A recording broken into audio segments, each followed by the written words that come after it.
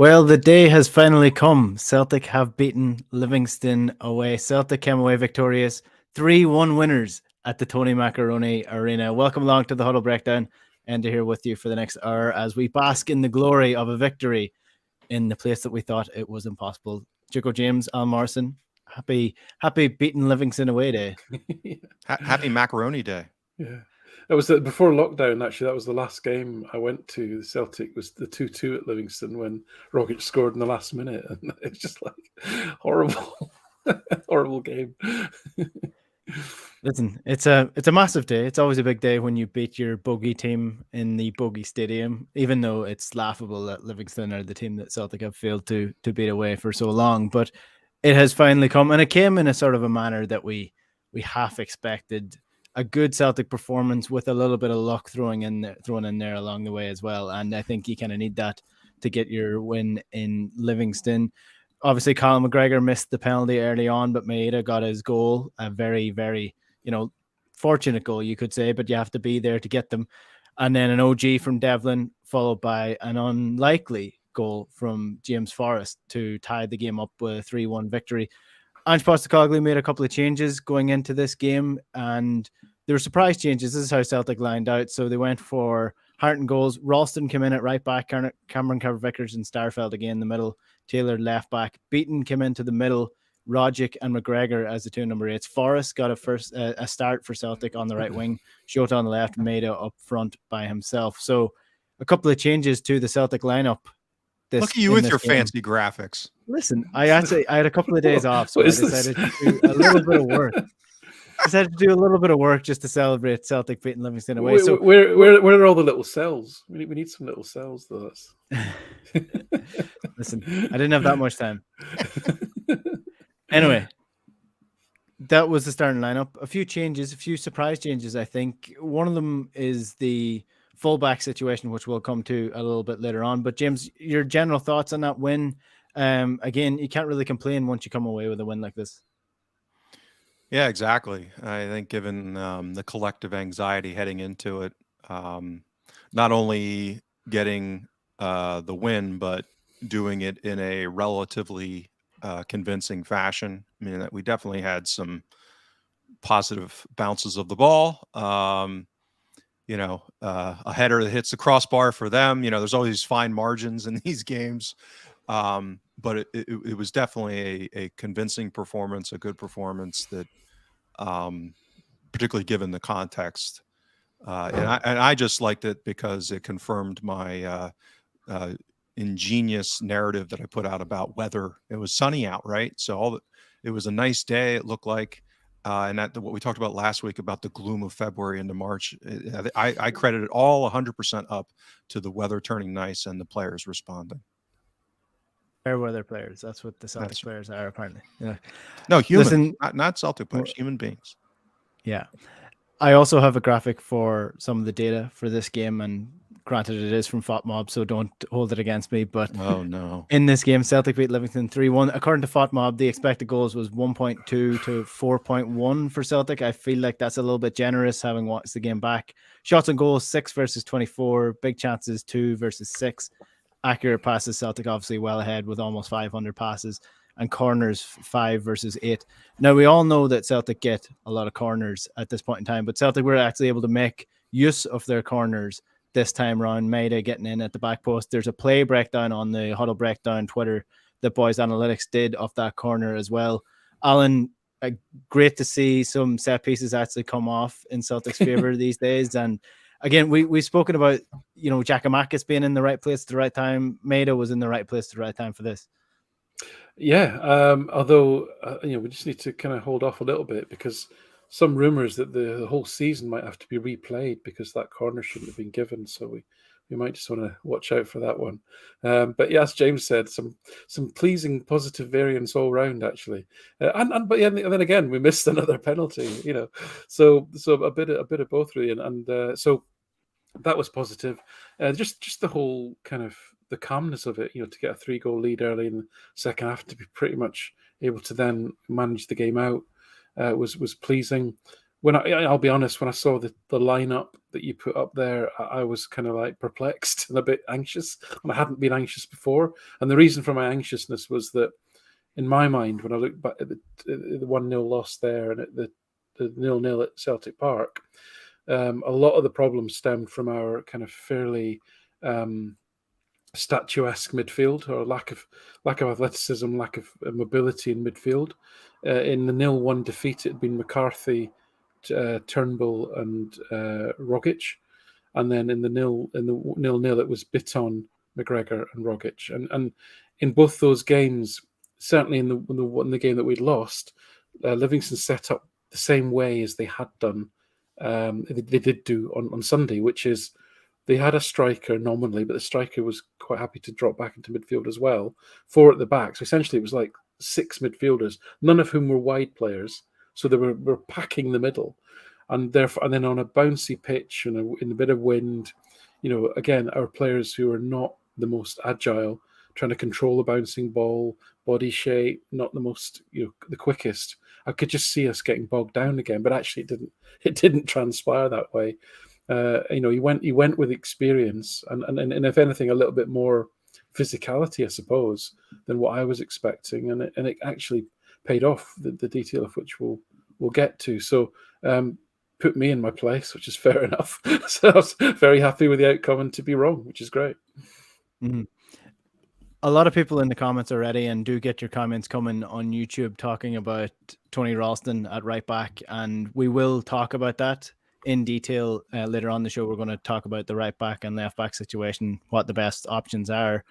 But I think it's probably the best place to start is the midfield for this. As you mentioned, Beaton came in to the midfield with McGregor pushing up as an 8, and then Rogic as well coming in for a start, which I think some people might have been surprised by, given the differences in the quality that he's been producing compared to Matt O'Reilly in recent weeks. But so let's start with that midfield. What does pushing Beaton into that number 6 and McGregor further forward change to the Celtic midfield that we wouldn't have had if we didn't make that change? If McGregor's playing as a 6 with, a Hatate and O'Reilly, or Hatate and Rogic.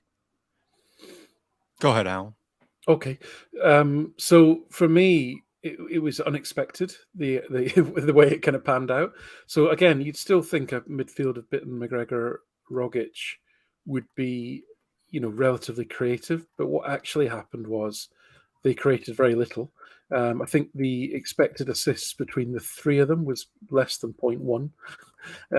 So very low. They only created 2 chances and 3 secondary assists between them. And actually, McGregor only completed 29 passes, which, if you think about, he regularly hits 100 in the 6 role. That all sounds like it was a disaster, right? But it wasn't, because what they actually did as a 3 was they essentially matched Livingston in the battle. I mean, it's kind of old school, but that's kind of how it translated. I mean, if you look at the 3 of them, I worked out that Bitton 17% more defensive actions than average, Rogic 25% more defensive actions than normal, McGregor 57. So despite the fact McGregor was playing as an 8, not a 6, 57 more defensive actions than normal. And now it wasn't even a case of how many challenges did they win versus how many they lost. They were just in there disrupting. And actually, it was Celtic who more effectively pressed the Livingston midfield on the rare occasion they did get the ball, than it was the other way around, because Celtic pretty much avoided the Livingston press by playing effectively down the flank. So it was very interesting, and it was a flexibility that Celtic brought to their play, and that those 3 midfielders did, and maybe that's why he chose the 3 most experienced midfielders, was because it was a case of, look, guys, you're not going to get a lot of the ball today. When you do get the ball, they're going to be 3 of them on top of you.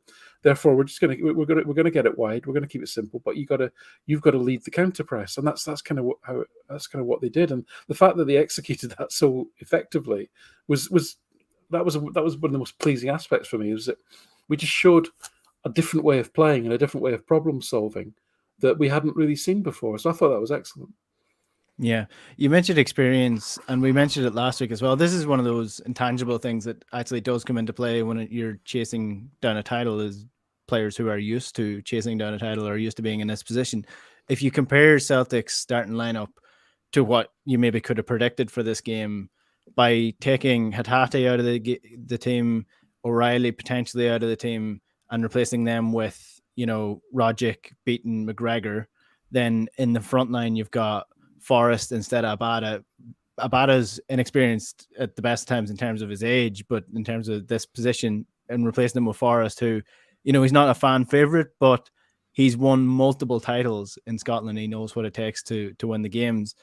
Are we getting to the stretch now where that's going to be actually more important than, you know, potential attributes in terms of, you know, they've got players on the pitch that know how to grind out a result now at Livingston that we really needed to in terms of winning a title. James, I don't know if you'll buy into this as much as I would. I'm going to crap all over that Enda. No, I'm Okay. just kidding. I mean, on the margin, sure. But again, I think Alan's points, you know, for me, thinking about this as an analytics dork, it's more so the size of the attribution, meaning that, you know, I think a lot of people overestimate the contribution. It's not that those aspects aren't important. It's that they're fine margins, and I would argue to a degree derivatives of other things.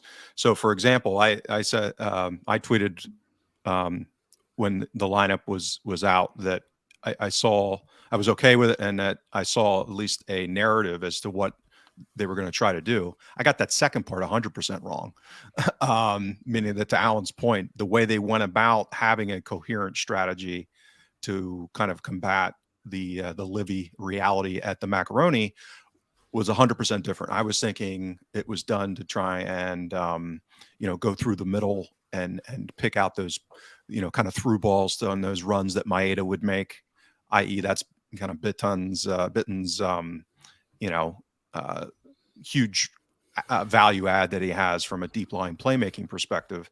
And no way. I mean, I had nothing to do with that. But the flip side of it was what we, you know, I've talked about in the past that one way I've thought about maybe confronting this Livingston challenge is to Livy, right? Which was to basically, instead of trying to come up with anything kind of creative and quality driven, which is basically, you know, man up and beat them mano a mano. And that, to a degree, that's what we did in midfield.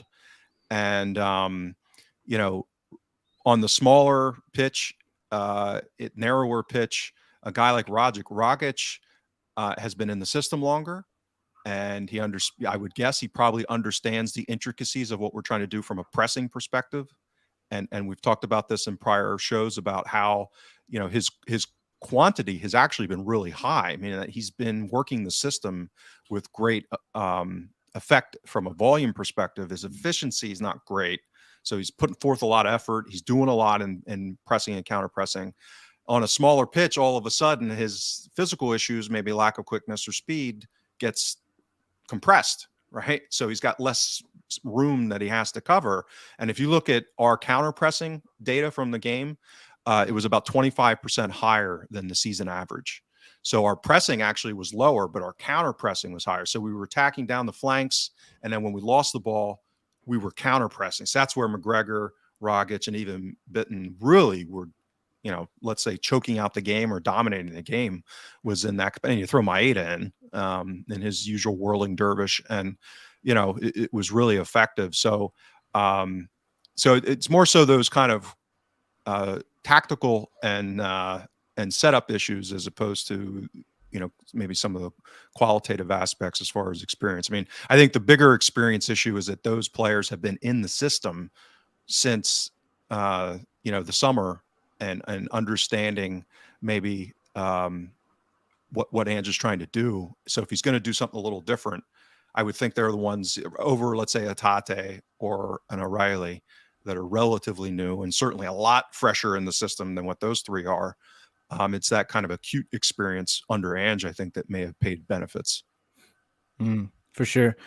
In terms of James Forrest, he's dividing opinion in the comments already. I see Bruce Mack is saying that he should be first choice, and Abada should be pushing for his jersey, with Oh, sorry, that's Bruce FM who's saying that. Gary Melrose is saying that, one performance does make him a world beater. He needs to back up this performance with another, and so on and so forth. In the comments, the debate goes on about James Forrest. Alan, you highlighted this about James Forrest last season, and we sort of discussed how he could be potentially be used in terms of the Ain system, potentially being moved in a little bit closer to the forward line, acting as a striker. That hasn't really happened. Injuries again scupper his performances. But I think one thing that we all agreed on was that when wingers go downhill, they go downhill fast. Are we seeing that might be James Forrest might be bucking that trend a little bit now, or am I getting ahead of myself with this one performance? No, I wouldn't get to. I think it was what pleased me was that players that I think have been a little bit off it probably for a few weeks now. I think Forrest, Jota, Rogic, to name three, all played really well. No, let me put that into context. If we compare the wingers, right? Forrest created one chance, Jota created 7. Okay. Forrest executed one pack pass, Jota 6. They both Jota had 6 progressive runs and 3 pack dribbles, so 9 ball carries from Jota. There was 2 from Forrest. Jota had XG of 0.1. Forrest was higher. His chances were slightly better, but between them, I think Forrest had 2 shots. Jota had maybe 2 as well, so that was pretty even. But in terms of creativity, there was no comparison. I mean, Jota was prolific on the left side. Forrest got his goal, and it was a well taken goal. It was a great run. What was great about his goal was that the third goal was the culmination of 5 minutes masterclass in counter pressing that happened. If anybody wants to watch the game back, just watch from the 50th to the minute to when the third goal goes in, and you'll see 3 great examples of counter pressing and what it actually means. And so I won't kind of bore you with a big description here. Just watch that 5 minutes, right? And essentially, when Forrest sees that Bitton, McGregor, Rogic, Maeda led all of the counter pressing, by the way, right? He was the catalyst for all of it. Forrest actually pulls wide, recognizing that there's space to be had, and if and when Celtic win the ball back, that something could happen here, because the benefit of winning the ball back in a counter press in central midfield, which is where Celtic are winning the ball back, is that if you're the opposition and you've got the ball, your fullback might have started to make a run up one side, right? And suddenly you don't have the ball. There's spaces all over the place. The defense's line is disorganized, and that's what happened 3 times.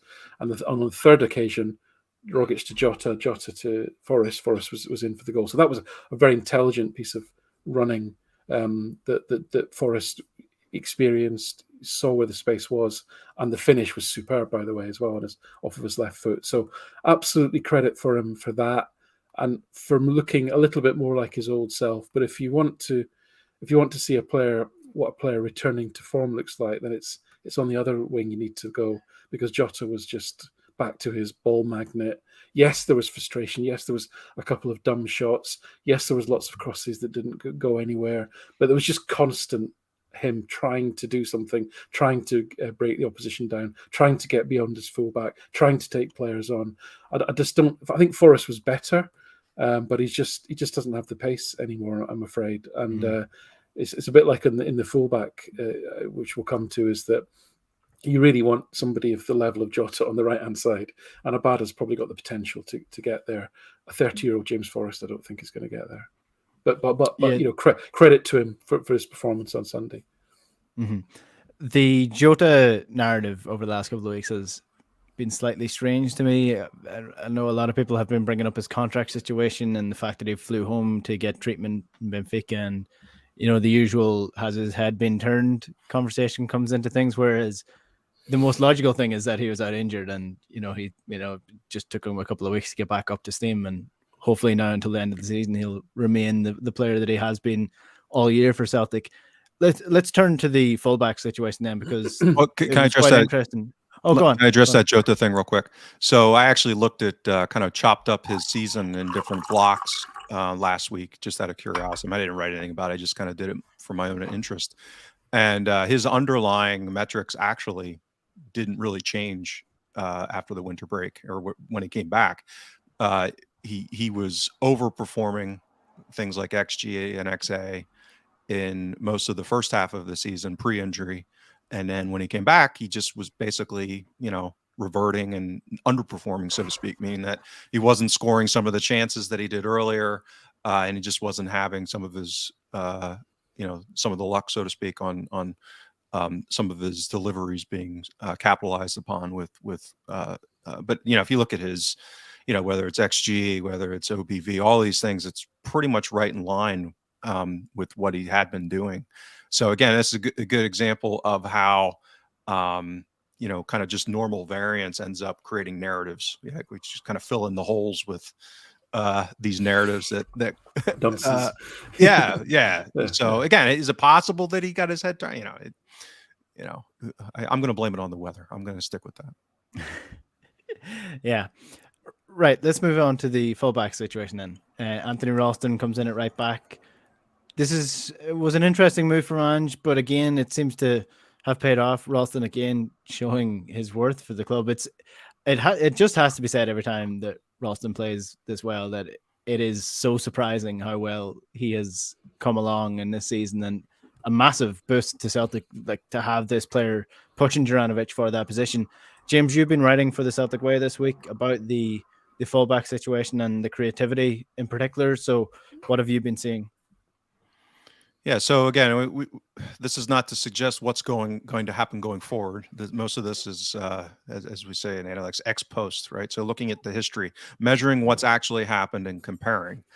And I actually wrote when it appeared, now some of it may have had to do with injury, but probably also the return of Taylor, is that when Juranovic supplanted Ralston kind of early December or seemingly supplanted Ralston as a first choice right back, I wrote that it was going to be difficult just from a pure output perspective for him to match what Ralston had done, because what Ralston had done was, like Tierney-esque level of output, just pure, when we talk about measurables, right? So things like chance creation and even his goal threat, his ability on corners and aerial balls, he had done quite well there. So,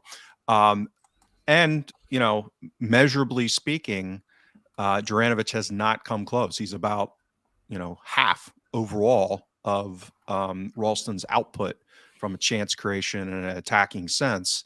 But what I wrote about is not necessarily a bad thing, meaning that the interesting part, and what I documented in the piece, was that the overall team performance level is startlingly similar, right? It's almost exact. I mean, this goes back to my point I've been making in recent weeks about how much of it is system attributed, i.e. what, kind of what Ange is controlling, so to speak, what he's deploying and implementing from a system perspective, and then how much of it's kind of pushed down to the individual player. And the way I tried to kind of suss that out was looking at Abada's performance playing with those two players. And what we see is really just a redistribution during the period, meaning that when Ralston's played, he's taken over kind of more. And Alan, I think I mentioned before we went live about the overlapping, Ralston tends to overlap and get to the byline and create chances, whereas Juranovic is playing kind of more of an inverted, deeper role. So to me, this comes back to having a good manager, right? Which is he's looking at matchups, presumably, and when he's playing players, he's altering tactics and what the team is doing relative to the strengths and weaknesses of each player. So if you just take kind of a simpleton, examination as far as, okay, A versus B, you could make the argument that Ralston's been the better right back. And it's not all positive. I mean, he turns the ball over. He's been dispossessed at higher rates, right? So there's aspects. It's not 100%, right? So I want to qualify that. But what basically the point of my piece was to lay out the good part of all of this is that we have two good options that appear to play in different ways, have strengths and weaknesses, and it empowers the manager to be able to do things like he did, I think, what looked like he did on Sunday, which is to craft the side relative to the style play and the tactics that he wants to implement versus the opponent. And to me, that's good news all around. So rather than getting bogged down in a, Ralston versus Juranovic, my focus was like celebrating, hey, we've got the tools here, the depth for Ange to be able to really do what we all want, which is to make the team as competitively advantageous in each game. In terms of sheer footballing ability, like just the basics of touch, dribbling, passing ability, I'd argue that Juranovic is probably Celtic's best player, and just in terms of just being a footballer in the very basic sense of it, I think Juranovic has all the best attributes, but that doesn't necessarily mean he's the best right back in the team. If Juranovic's output going forward is lesser or less effective than Ralston's, is it too simple to put forward an argument then that the system of Ralston overlapping more than Juranovic is a more effective way for Celtic to play? Is that too simple an argument to put forward? Yeah, that's why I benchmarked it looking at the team level performance. So the team performance levels have been remarkably consistent in both periods with both players playing. That's why I said it's really a redistribution of some of that creative output between the right back position and the winger position. So again, I see that as kind of two sides of the same coin. I mean, it's more so how do you want to create it? Do you know? Okay. And yeah. So this is why I say it's a positive. I think because you have the ability to not have general creative output go down playing either player. It creates that flexibility from a tactical perspective in order to try and still kind of tailor or customize what you want to do relative to the opponent. And I know that's kind of counter narrative that, as Ange says, we like to play our football, or as he says it, and impose, but there's shades of gray and these types of things, and tweaking. And I think that's basically what's happened. So I think that's really positive. Alan, I know you've been thinking about this as well. Yeah, I mean, I again, just coming back to the Livingston game, first of all, is what impressed me was that Ralston and Taylor picked up the creative mantle from the three midfielders. So I talked about how way that three midfielders were utilised and the fact they were playing in some ways a more of a defensive, destructive role, really. Therefore, somebody had to be taking on the mantle of ball progression and getting the ball forward. So, for example, both full-backs completed just over 60 passes, which is double what McGregor and Rogic achieved. And Taylor created 2 chances, which is as many as the whole midfield three did between them. Ralston and Taylor between them had 3 secondary assists each, so 6 between them, and there was only 3 for the whole of the midfield at secondary assists. So they were really building the play. And I think just to pick up on the point James made around the style of play. So I did a similar exercise. I looked at the fullbacks a few weeks ago, and what I used as my benchmark is I used Tierney and Lustig, because I think Lustig is, if I wanted to describe to somebody what does a great defensive fullback look like for Celtic, I would say Lustig. And if I wanted to show somebody what a great offensive fullback looks like, I would probably say Tierney. So they're both benchmarks for a style of fullback, and great therefore to measure the current other fullbacks against. And actually, very interestingly, is that what I realised is that actually Tierney was great at getting the ball up the pitch, but his actually expected assists rate in his career is lower than Ralston and Taylor's. Now, and I think that's something to do with style, right? I think the fullbacks have a more complicated, involved role in the team than perhaps Tierney had. Now, what Tierney's big strength was, which I think many people perhaps undervalue, is that he was an absolutely terrific defender. So you had somebody who was a great threat going forward, but actually defensively he was excellent. And neither Taylor or Ralston are as defensive metrics are as good as Tierney's. Tierney's probably second to Lustig in that sort of hierarchy. And so to think we had them both at the same time, and then you had this sort of Tierney Lustig his long ball progression was excellent. Tierney's driving runs were excellent. It was a brilliant combination to have.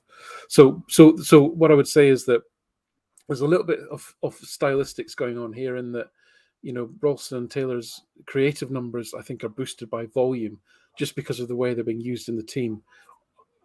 That doesn't necessarily mean that they're better players than Tierney. It just and it doesn't necessarily mean that if you brought in another player, they could actually do even better.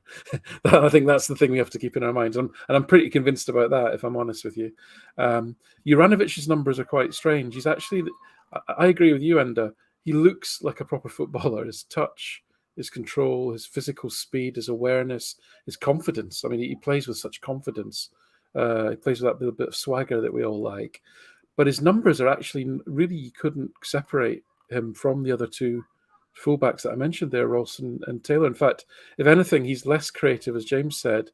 He's probably a little bit better at ball progression, what I call build-up, so pack passing, for example. Just general volume and accuracy of passing. He's probably got the edge over them in that regard. But in terms of the sharp end, actual, expected assists, chances created, he's actually worse than Bolingoli in that regard, which is I think a surprise. But again, context, right? He's been moved around all over the pitch. He's been playing left back. He's been playing wide on the right. He's not had a settled run of games at that right back position. In fact, I think I said the other day, he, for the first time, I think in the previous game, he actually completed 90 minutes at right back in 2 games in a row. It's the first time that happened. You cannot underestimate a player getting into the rhythm of playing that in that same position. So I think we have to. Mm-hmm. I think there's still more to come, I would suggest, from Juranovic. I would also add that the system probably doesn't allow Juranovic to be as creative as he necessarily could be. Granted, his crossing has been a weak point over the last couple of weeks when he did get the crosses into the box. But if you think about the way he plays a large amount of his game in central midfield, really, like playing as an inverted right back and being so comfortable on the ball. He's often on the ball. But then if you think about getting it out wide and that almost set piece that Celtic have of the pass into Abada from Juranovic, followed by Juranovic over that, followed by Matt O'Reilly swinging around and coming and getting onto the ball and crossing it into the box. It's not necessarily his role to do that, to get it into the box. That may also play into the numbers. Mm-hmm. Yeah, no, that's a fair comment. As I say, what I concluded when I looked at this was there's a lot going on, and it's not just about ability. It's about how players are, to James's point, how players are being utilised. And as I completely echo the fact that if Postecoglou decided that the best utilisation of the squad for this particular game, knowing how the game was going to pan out, was to have those 2 players playing on the wide positions, I can't argue with how it turned out because, as I say, they stepped up and they picked up that creative mantle in that game that the midfielders, whilst they were fighting their battles. Did you look at Juranovic as a left back, James, as well, or no? Yeah, I did, and kind of to Alan's point. So I broke it out, and it's not within StatsBomb. I can't take it down because, as Alan said, he was playing even intra-game between positions. So I can do that in Wyscout, but I can't do that in StatsBomb with the permission level that I have. So I put that clearly in the piece that this was not as precise as I would like it to be. But yeah, his time at left back, I mean, he's not even in the same ballpark as Taylor has been on an output basis. So he's not, if you just delineate his left back time, as Alan said, it's a good bit even below Bolingoli when he was. So has not been great there. So yeah, but at right back, again, it's, as I said, this is a credit to Ralston. And again, what Alan's saying as far as the kind of allocation of production. I mean, Ralston was up near Tavernier in his output, and whatever you want to say about Rangers and Tavernier, he's put out a lot of big numbers, both from an assistant perspective, expected assists, and even non-penalty goal scoring for a fullback. So for Ralston to be in that echelon of production, and this is what I wrote back in December. It's unreasonable to expect Juranovic or even Ralston to keep that up, probably. just because of the sheer volume of what had the production had been. Mm-hmm. Well, fair play to Ralston for doing what he's doing, because I don't think, again, nobody saw this coming. So I'm delighted that. But if you, it happened for him. Sorry, Enda, just one other little point on that. James is absolutely right. And Ralston's like 7 years younger than Tavernier. So the other thing is, if you think of it from a Scotland perspective, it's just, if you compare O'Donnell to Ralston, it's just an unfair comparison. They're just miles apart. Now, I mean, if you're looking at sort of Scotland right backs, then which is a problem position, then Ralston should definitely be in the mix in the form that he's been in. Yeah, especially the fact that John Joe Kenny is still starting for Everton now, even after the big money transfer for one certain Rangers player to the club that are fighting relegation at the moment. So let's move forward then after this Livingston win. What it means is that Celtic are still top of the table as we near the split, 3 points ahead of Rangers. Rangers have a game in Europe this week that Celtic do not have. They're playing against Red Star. Celtic aren't in action until Monday against Dundee United in the Scottish Cup, and that's followed by Ross County in the league, a game that I am finally getting over to go and see. So I'll be in the sold-out Celtic Park for that game. Yeah. But in terms of the Scottish Cup, with the way the world is at right now, you just don't jinx yourself, okay? You're scheduled to go over. Yeah, my last one got cancelled, so I'm really hoping that this one does not get cancelled. Scottish Cup, Dundee United. This is a game, if there's one team, if I could pick out one team in the league that I'd want a cup game against while we're on this run, it's either Dundee or Dundee United, because I never have any fear in my self coming up against Dundee United. Maybe that's arrogance, I don't know. Yeah, I'll disagree with you. And with one major reason, which is their keeper. He's the kind of keeper that in a cup game could stand on his head, and we could completely dominate and still struggle to win if he has one of those kind of games. And I think he's shown that he's capable of that. So outside of that, I mean, the way that they've approached playing against us, unless they change, it's likely to be fairly open. And we've posted a lot of chance creation against them. It's a question of taking those chances, which is going to be the big thing. And that's why I'd be concerned. Dundee is, just generally a mess. Yeah, they've got the, I don't know if you'd call it the luckiest, but they're conceding only 1.1 goal a game. But by expected goals, it should be near 1.5. That's quite a big difference. So they're almost due a bit of a doing if things revert to the mean, which they generally do. And it's not even as if I think it's Segrist. It's not even as if he's the goalkeeper that has the most saves. He's well behind the Dundee keeper and Craig Gordon and the Motherwell goalkeeper and the St Mirren goalkeepers are all have to make more saves than the Dundee United keeper. So that suggests that there's some poor finishing that happens to coincide with when teams play Dundee United. And given I don't think they've got any particularly outstanding defenders, it suggests it's just one of these things that may kind of even out over time. So they're probably one of the teams that's overperformant in terms of their expected goals and so forth and on various other metrics, got more points than what you'd have expected them to have got over the season. So that's all kind of positive. But as James says, it's a one-off cup tie. So, but what we can absolutely say in terms of what can Celtic control is that they're just in a really good place. We're going to be coming off 8 days, more than 8 days of, probably 8 days of Ange on the training ground with a full fit squad. Maybe bar a couple of players. I don't know if Turnbull's back on the grass. Maybe he is.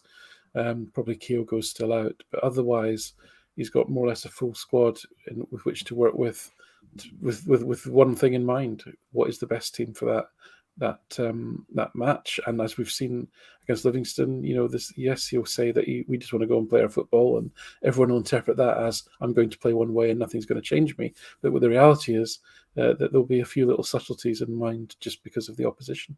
And when you've got the resources that he's got at his disposal now, 8 days to prepare, I'm feeling good about that. Yeah, we're no longer at the stage of the competition where I can say make wholesale changes, because I mean it's a quarterfinal, so you're not going to make wholesale changes.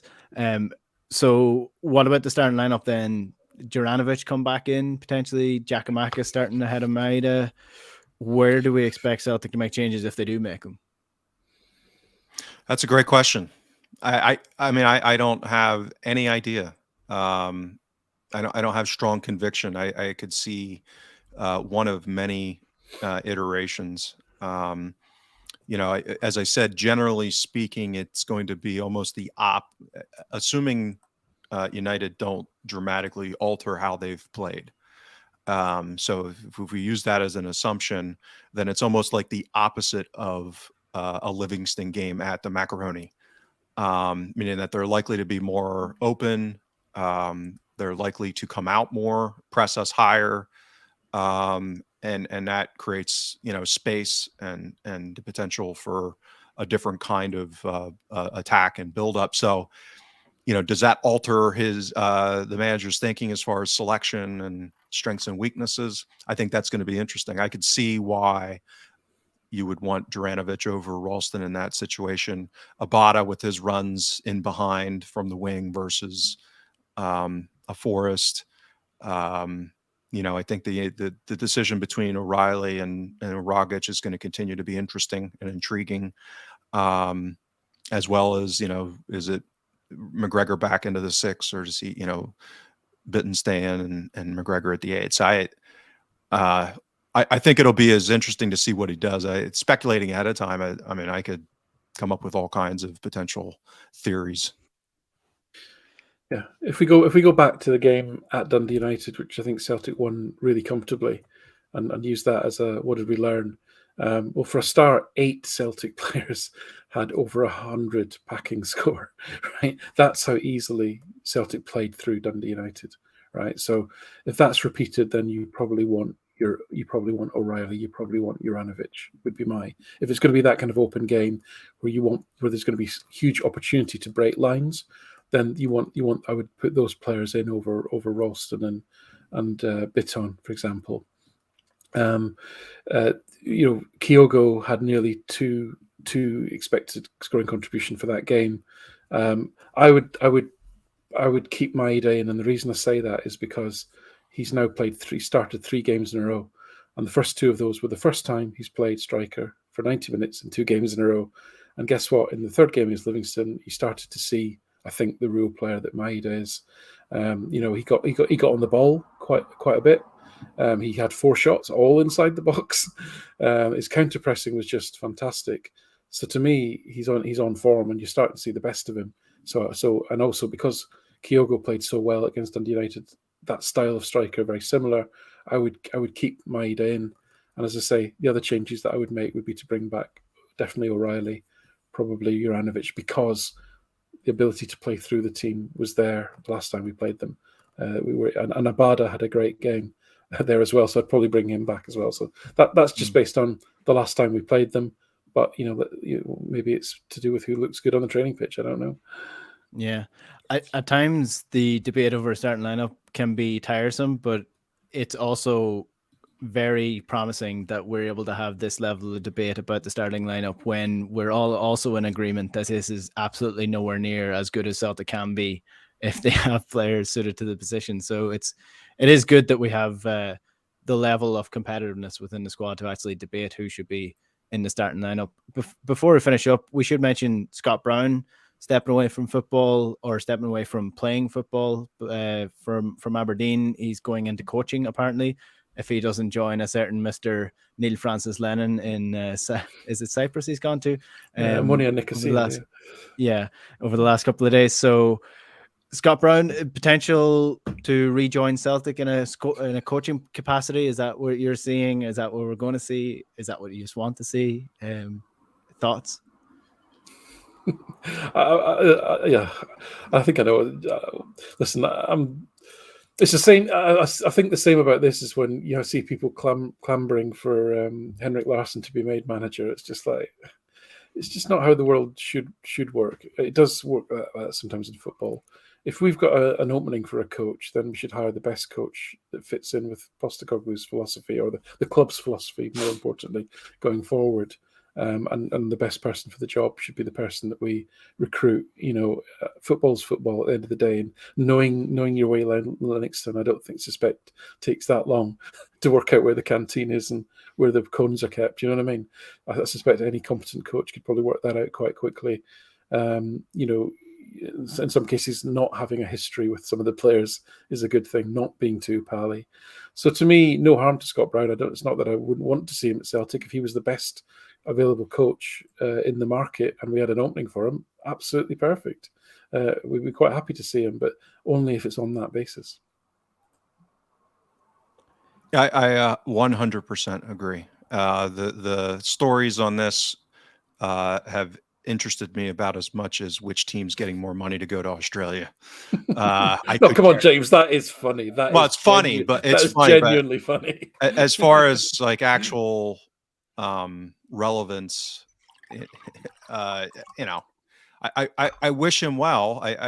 But to Alan's point, I said the same thing about Kennedy when all of the train wreck of last season was unfolding, which is, it probably behooves everybody involved if the people that come to Celtic spend some time in modern setups at clubs that are doing things in a way that are innovative and cutting edge.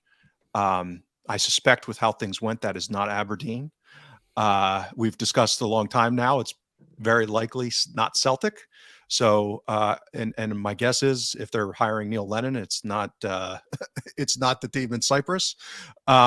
So, I'd like to see him go somewhere that he could really, there was a talk of him going to Leicester, or at least Rodgers offering him that. I mean, I would think that would be a far better move for him to spend some time in that kind of setup where it's more modern and advanced, and for his own career.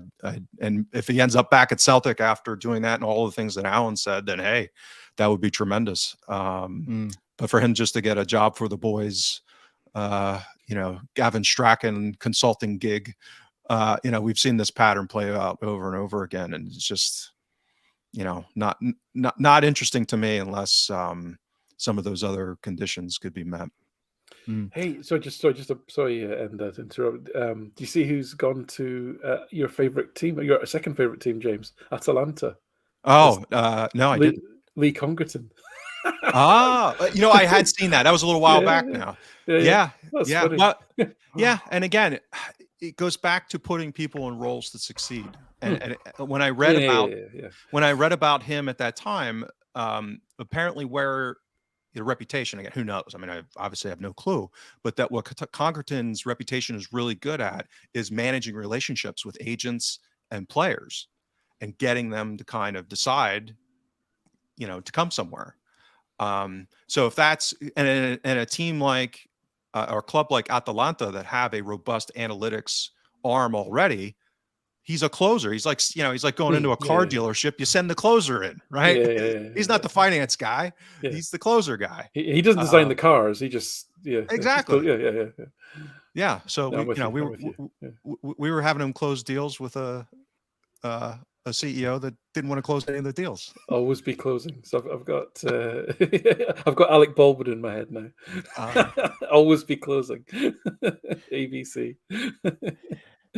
I was just going to say on Scott Brown, it was Rodgers that first pegged him as a potential future manager as well. So that's probably where the Leicester links are coming from, I'd imagine. But I suppose we'll wait and see. I completely agree. People shouldn't just get jobs just because they used to play for a club. Look how that turned out for Manchester United, going for Ole Gunnar Solskjaer.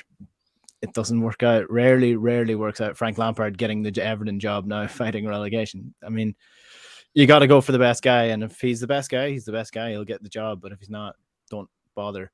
Anything else you just want to bring up before we finish up for the week? No, I'm good. I have to get back to global financial markets and the economy melting down. Oh, lovely. Yeah, fun times. No, I think it's good. I think we're in a good place in terms of, James mentioned at the beginning that the sort of, we're in a place where the positive variance fairies seem to be in alignment, as it were, and then a fully fit kind of squad. So I think it's a great place to be. So, let's hope that continues. Yeah, on Let's an hope X, so. I'll offer two stats to keep in with the brand of the show. So actually, our XG from open play was only 1, right? So that's actually below the season average. So again, that comes back to this set plays were an important role, and that it's a tough environment. That so even that is a pretty good output given the situation.